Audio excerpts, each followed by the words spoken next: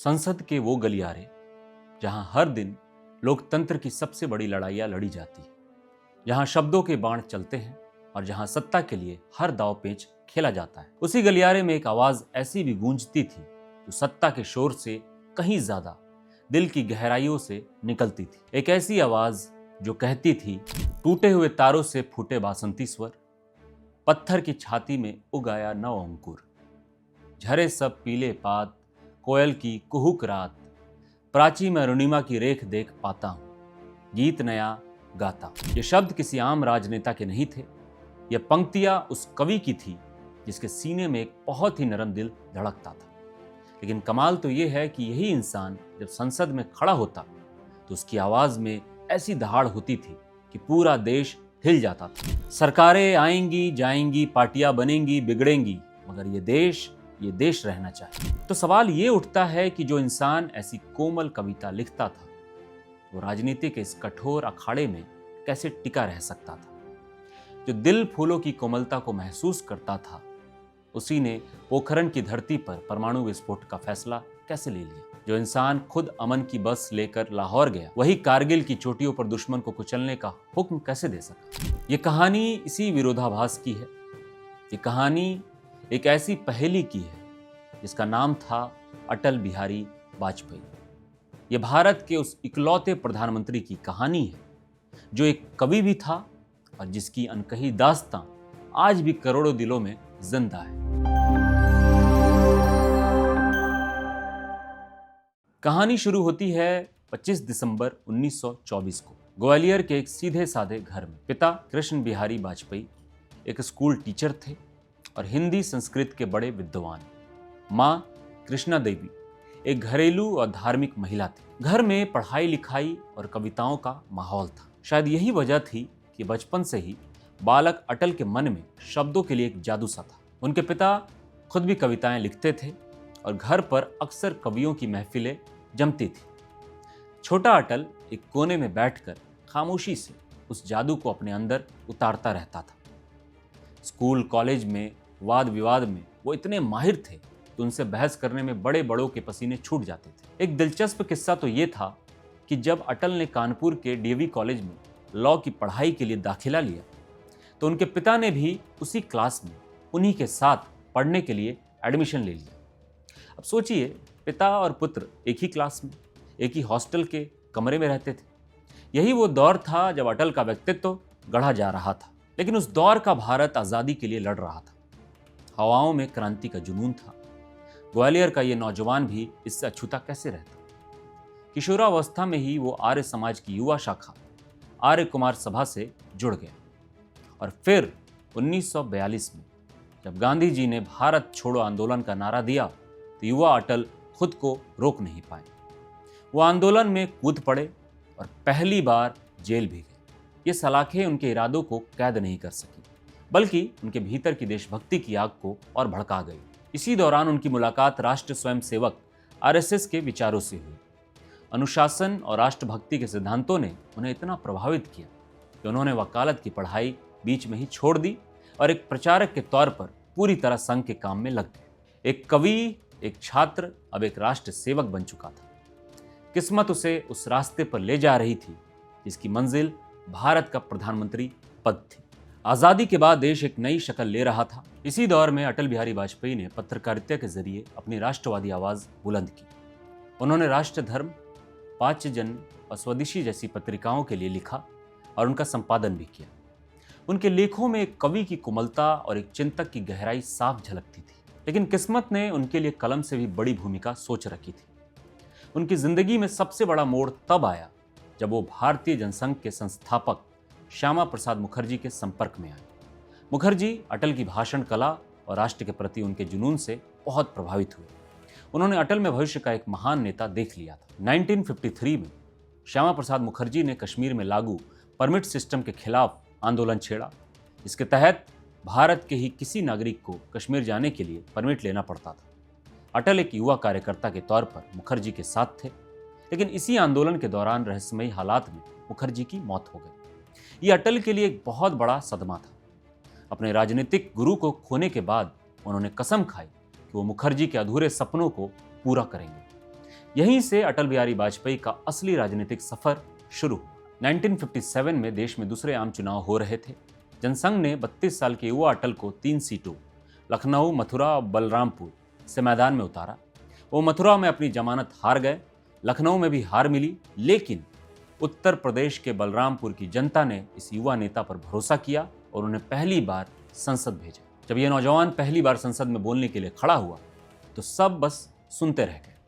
उनकी भाषा में एक बहाव था, उनके तर्कों में वजन था और उनके अंदाज में ऐसा जादू था कि सत्ता पक्ष हो या विपक्ष सब मंत्रमुग्ध हो गए। उनकी काबिलियत से तत्कालीन प्रधानमंत्री पंडित जवाहरलाल नेहरू इतने प्रभावित हुए कि उन्होंने एक बार कहा था, ये नौजवान एक दिन देश का प्रधानमंत्री बनेगा। सोचिए, देश का प्रधानमंत्री अपने एक कट्टर विरोधी के लिए ऐसी भविष्यवाणी कर रहा था। ये अटल की असाधारण प्रतिभा का सबसे बड़ा सबूत था। बलरामपुर से शुरू हुआ ये सफर अब एक लंबी छलांग लगाने को तैयार था। संसद में अटल की आवाज लगातार बुलंद होती जा रही थी। 1968 से 1973 तक वो भारतीय जनसंघ के अध्यक्ष रहे। उनके नेतृत्व में पार्टी मजबूत हुई, लेकिन अटल की सबसे बड़ी खासियत ये थी कि उन्होंने राजनीति में कभी व्यक्तिगत दुश्मनी को जगह नहीं दी। उनके वैचारिक विरोधी तो थे, पर उनका कोई दुश्मन नहीं था। इसलिए उन्हें भारतीय राजनीति का आजाद शत्रु कहा गया, यानी वो इंसान जिसका कोई शत्रु ना हो। फिर आया 1975 का वो काला दौर, जब प्रधानमंत्री इंदिरा गांधी ने देश में इमरजेंसी लगा दी। लोकतंत्र का गला घोंट दिया गया और विपक्षी नेताओं को जेल में डाल दिया गया। अटल बिहारी वाजपेयी ने इस तानाशाही का जमकर विरोध किया और उन्हें भी जेल में बंद कर दिया गया। जेल में ही उन्होंने अपनी कुछ सबसे यादगार कविताएं लिखी। जब वो बीमार थे और उन्हें अस्पताल में भर्ती कराया गया, तब उन्होंने लिखा, टूट सकते हैं मगर हम झुक नहीं सकते। सत्य का संघर्ष सत्ता से, न्याय लड़ता निरंकुशता से। अंधेरे ने दी चुनौती है, किरण अंतिम अस्त होती है। गीत नया गाता हूं। यह सिर्फ कविता नहीं थी, ये तानाशाही के खिलाफ एक कवि का आज़ादी का ऐलान था। 1977 में इमरजेंसी हटी और चुनाव हुए। इंदिरा गांधी के खिलाफ सारा विपक्ष एकजुट होकर जनता पार्टी के झंडे तले लड़ा। जनता पार्टी ने ऐतिहासिक जीत हासिल की और देश में पहली बार एक गैर कांग्रेसी सरकार बनी। मोरारजी देसाई प्रधानमंत्री बने और अटल बिहारी वाजपेयी को विदेश मंत्री का जिम्मा सौंपा गया। विदेश मंत्री के तौर पर अटल बिहारी वाजपेयी ने दुनिया में भारत की एक मजबूत और स्वतंत्र छवि बनाई। लेकिन उनके कार्यकाल का सबसे यादगार पल 4 अक्टूबर 1977 को आया। उस दिन अटल बिहारी वाजपेयी संयुक्त राष्ट्र महासभा को संबोधित करने के लिए खड़े हुए। दुनिया भर के नेता उन्हें सुनने के लिए बैठे थे और सब सोच रहे थे कि वो अंग्रेजी में बोलेंगे, जैसा हमेशा होता आया था। लेकिन अटल ने पोडियम पर जाकर जब बोलना शुरू किया तो पूरा हॉल हैरान रह गया। अध्यक्ष महोदय, मैं भारत की जनता की ओर से राष्ट्र संघ के लिए शुभकामनाओं का संदेश लाया हूं। इतिहास में यह पहली बार था जब किसी भारतीय नेता ने दुनिया के सबसे बड़े मंच पर हिंदी में भाषण दिया था। वो सिर्फ एक भाषण नहीं था, बल्कि 70 करोड़ भारतीयों की आवाज थी। भारत की राष्ट्रभाषा का सम्मान था। उस दिन अटल ने हिंदी को दुनिया के नक्शे पर स्थापित कर दिया। हालांकि जनता पार्टी की सरकार आपसी लड़ाई की वजह से ज्यादा दिन नहीं चली और 1980 में गिर गई। इसके बाद अटल बिहारी वाजपेयी और उनके साथियों ने मिलकर एक नई पार्टी बनाई, भारतीय जनता पार्टी, बीजेपी। अटल जी को सर्वसम्मति से बीजेपी का पहला अध्यक्ष चुना गया। बीजेपी अध्यक्ष के तौर पर अटल ने पार्टी को शून्य से शिखर तक पहुंचाने के लिए दिन रात एक कर दिया। 1984 के चुनाव में पार्टी को सिर्फ 2 सीटें मिली, लेकिन अटल ने हार नहीं मानी। उन्होंने कार्यकर्ताओं में जोश भरते हुए कहा, अंधेरा छटेगा, सूरज निकलेगा, कमल खिलेगा। उनकी मेहनत रंग लाई। 1996 के आम चुनाव में बीजेपी सबसे बड़ी पार्टी बनकर उभरी। राष्ट्रपति ने अटल बिहारी वाजपेयी को सरकार बनाने का न्योता दिया। 16 मई 1996 को अटल जी ने पहली बार भारत के प्रधानमंत्री के रूप में शपथ ली। लेकिन ये खुशी सिर्फ 13 दिन ही टिक सकी। उनकी सरकार बहुमत साबित नहीं कर पाई और इस्तीफा देने की नौबत आ गई। 13 दिनों के बाद इस्तीफा देने से ठीक पहले प्रधानमंत्री वाजपेयी ने संसद में एक भाषण दिया, जो भारतीय लोकतंत्र के इतिहास में हमेशा के लिए दर्ज हो गया। उस भाषण में कोई गुस्सा नहीं था, कोई आरोप नहीं थे, बस लोकतंत्र के लिए गहरा सम्मान था। उन्होंने कहा, मैं दल बदल करके सत्ता पाने का खेल नहीं खेलूंगा। अध्यक्ष महोदय, मैं अपना त्याग पत्र राष्ट्रपति जी को देने जा रहा हूं। और फिर उन्होंने वो ऐतिहासिक लाइनें कही जो आज भी गूंजती है। सरकारें आएंगी जाएंगी, पार्टियां बनेंगी बिगड़ेंगी, मगर ये देश रहना चाहिए, इस देश का लोकतंत्र अमर रहना चाहिए। ये कहकर वो सीधे राष्ट्रपति भवन गए और इस्तीफा सौंप दिया। उन्होंने सत्ता के लिए अपने सिद्धांतों से समझौता नहीं किया। उस दिन वाजपेयी संसद में भले ही हार गए थे, लेकिन उन्होंने पूरे देश का दिल जीत लिया था। 1998 में देश में फिर चुनाव हुए और एक बार फिर अटल बिहारी वाजपेयी के नेतृत्व में बीजेपी सबसे बड़ी पार्टी बनी। इस बार उन्होंने कई पार्टियों के साथ मिलकर गठबंधन बनाया और दूसरी बार प्रधानमंत्री पद की शपथ ली। इस बार वाजपेयी कुछ बड़े और साहसिक फैसले लेने के मूड में थे और उन्होंने जो पहला कदम उठाया उसने पूरी दुनिया को हिलाकर रख दिया। 11 और 13 मई 1998 राजस्थान का पोखरण रेगिस्तान दुनिया की सबसे ताकतवर जासूसी एजेंसियों को चकमा देकर भारत ने 5 भूमिगत परमाणु परीक्षण कर डाले। इस मिशन का नाम था ऑपरेशन शक्ति। इसे इतनी खुफिया तरीके से अंजाम दिया गया कि अमेरिका तक को इसकी भनक नहीं लगी। इन परीक्षणों के बाद प्रधानमंत्री वाजपेयी ने दुनिया के सामने ऐलान किया, आज भारत एक परमाणु शक्ति संपन्न राष्ट्र है। यह भारत की आत्मरक्षा का ऐलान था। अमेरिका समेत कई देशों ने भारत पर कड़े आर्थिक प्रतिबंध लगा दिए, लेकिन वाजपेयी सरकार झुकी नहीं। उन्होंने साबित कर दिया कि एक कवि का दिल फौलादी इरादे भी रख सकता है। लेकिन वाजपेयी सिर्फ शक्ति की भाषा नहीं जानते थे, वो शांति के भी पुजारी थे। परमाणु परीक्षण के कुछ ही महीनों बाद फरवरी 1999 में उन्होंने पाकिस्तान की तरफ दोस्ती का हाथ बढ़ाया। उन्होंने दिल्ली से लाहौर तक एक बस सेवा शुरू की जिसका नाम था सदाए सरहद, यानी सीमा की आवाज। वो खुद इस बस में बैठकर पाकिस्तान गए। जब वाघा बॉर्डर पर पाकिस्तान के प्रधानमंत्री नवाज शरीफ ने उनका स्वागत किया तो ये एक ऐतिहासिक पल था। ऐसा लगा जैसे दशकों पुरानी दुश्मनी अब खत्म हो जाएगी। एक कवि अमन का पैगाम लेकर सरहद पार गया था। अटल जी की कहानी में ताकत और शांति का ये संगम कमाल है। एक तरफ पोखरण का परमाणु धमाका तो दूसरी तरफ लाहौर की अमन बस। अगर अटल जी की ये दृढ़ता और शांति की ये पहल आपके दिल को छू रही है तो इस वीडियो को लाइक करें और हमारे चैनल को सब्सक्राइब करना ना भूलें, ताकि हम भारत के ऐसे ही महानायकों की कहानियां आप तक लाते रहें। लाहौर में दोस्ती की बातें अभी चल ही रही थी कि भारत की पीठ में छुरा घोंप दिया गया। पाकिस्तानी सेना ने धोखे से कारगिल की बर्फीली चोटियों पर कब्जा कर लिया। ये एक खुला विश्वासघात था। जिस प्रधानमंत्री का स्वागत लाहौर में हुआ था उसी के साथ धोखा किया गया। वाजपेयी के सामने एक मुश्किल चुनौती थी। उन्होंने भारतीय सेना को ऑपरेशन विजय के तहत पाकिस्तानी घुसपैठियों को खदेड़ने का साफ आदेश दिया। उन्होंने दुनिया को बता दिया कि हम अपनी जमीन का एक एक इंच वापस लेंगे, लेकिन अंतर्राष्ट्रीय सीमा पार नहीं करेंगे। ये एक बेहद मुश्किल लड़ाई थी। हमारे सैनिक ऊंचाइयों पर बैठे दुश्मन से लड़ रहे थे, लेकिन भारतीय सेना के हौसले और वाजपेयी के मजबूत नेतृत्व ने पाकिस्तान के इरादों को मिट्टी में मिला दिया। उन्होंने नवाज शरीफ को फोन पर सीधे सीधे कहा, एक तरफ तो आप मुझे लाहौर बुलाकर स्वागत करते हैं और दूसरी तरफ आपने युद्ध छेड़ दिया। ये बहुत बुरा हुआ। लगभग 2 महीने चले इस युद्ध में भारतीय सेना ने एक एक चोटी पर दोबारा तिरंगा फहराया। इस जंग में हमने अपने 527 वीर जवान खो दिए। 26 जुलाई 1999 को भारत ने कारगिल युद्ध में विजय की घोषणा की। वाजपेयी ने दुनिया को दिखा दिया कि भारत शांति चाहता है, लेकिन अपनी जमीन का सौदा नहीं कर सकता। लेकिन किस्मत का खेल देखिए, कारगिल की जीत के कुछ ही महीनों बाद उनकी 13 महीने पुरानी सरकार संसद में सिर्फ 1 वोट से गिर गई। 1999 में देश में फिर चुनाव हुए।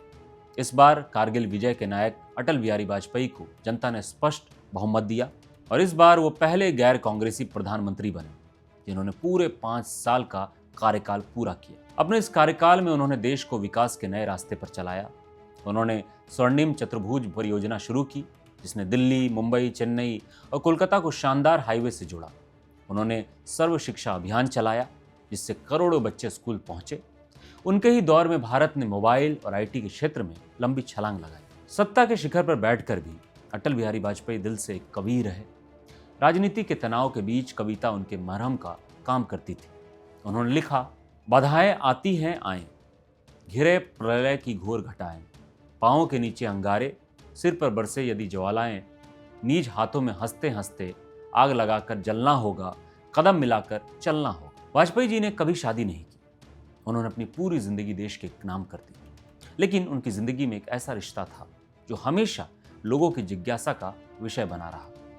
राजकुमारी कौल के साथ उनका संबंध। कहानी ग्वालियर के कॉलेज के दिनों की है। अटल और राजकुमारी कौल एक ही क्लास में पढ़ते थे। कहा जाता है कि युवा अटल ने लाइब्रेरी की किताब में उनके लिए एक पत्र रखा था, लेकिन उसका कोई जवाब नहीं मिला। वक्त बीत गया, अटल राजनीति में आ गए और राजकुमारी कौल की शादी दिल्ली के एक प्रोफेसर BN कौल से हो गई। कई सालों बाद जब अटल सांसद बनकर दिल्ली आए तो उनकी मुलाकात फिर से मिसेस कौल से हुई। इसके बाद मिसेस कौल और उनके पति अटल के सबसे करीबी दोस्त बन गए। मिसेस कौल का परिवार ही अटल का परिवार बन गया। उन्होंने अटल के घर की सारी जिम्मेदारियां एक परिवार की तरह निभाई। ये एक ऐसी पवित्र और बेनाम रिश्ता था जिसे उन्होंने पूरी गरिमा के साथ जिंदगी भर निभाया। जब मिसेस कौल का निधन हुआ तो कहा जाता है कि अटल बिल्कुल चुप हो गए। ये उनकी जिंदगी की वो अनकही कहानी थी जिसे शब्दों से ज्यादा खामोशी ने बयां किया है। 2004 के चुनाव में वाजपेयी की सरकार हार गई। धीरे धीरे सेहत की वजह से वो सक्रिय राजनीति से दूर होते गए। 2009 में एक स्ट्रोक के बाद उनकी वो आवाज जिसने दशकों तक देश को मंत्रमुग्ध किया था, लगभग खामोश हो गए। 2015 में भारत सरकार ने उन्हें देश के सर्वोच्च सम्मान भारत रत्न से सम्मानित किया। तत्कालीन राष्ट्रपति प्रणब मुखर्जी ने प्रोटोकॉल तोड़कर खुद उनके घर जाकर उन्हें यह सम्मान दिया। और फिर 16 अगस्त 2018 का वो दिन आया जब ये अटल आवाज हमेशा के लिए खामोश हो गई। 93 साल की उम्र में अटल बिहारी वाजपेयी का निधन हो गया। उनके जाने के साथ ही भारतीय राजनीति का एक सुनहरा दौर खत्म हो गया। उनकी अंतिम यात्रा में पक्ष और विपक्ष के सारे नेता एक साथ खड़े थे, उस इंसान को श्रद्धांजलि देने के लिए जिसने राजनीति को दुश्मनी का नहीं बल्कि मतभेद का मंच माना। अटल बिहारी वाजपेयी सिर्फ एक प्रधानमंत्री नहीं थे, वो एक सोच थे। एक ऐसी सोच जो कहती है आप अपने विचारों पर मजबूती से टिके रहकर भी सबके साथ चल सकते हैं। उन्होंने भारत को परमाणु शक्ति बनाया तो शांति की बस भी चलाई। उन्होंने सड़कों का जाल बिछाया तो दिलों को जोड़ने की बात भी की। वो एक राजनेता थे, लेकिन उनका दिल एक कवि का था। आज जब हम उन्हें याद करते हैं तो उनकी एक कविता उनके पूरे जीवन का सार बता देती है। क्या हार में क्या जीत में, किंचित नहीं भयभीत में, कर्तव्य पथ पर जो भी मिला, ये भी सही वो भी सही, वरदान नहीं मांगूंगा, हो कुछ पर हार नहीं मांगूंगा। अटल बिहारी वाजपेयी आज हमारे बीच नहीं है, लेकिन उनकी विरासत और उनका जीवन हमेशा इस देश को रास्ता दिखाता रहेगा। वो सचमुच एक कवि थे जो प्रधानमंत्री बने और आखिर में एक युग बन गए। आपको अटल जी की कौन सी बात सबसे ज्यादा अच्छी लगती है? उनका कवि रूप, उनका राजनेता रूप या उनका इंसानी पक्ष? नीचे कमेंट्स में हमें जरूर बताएं। धन्यवाद।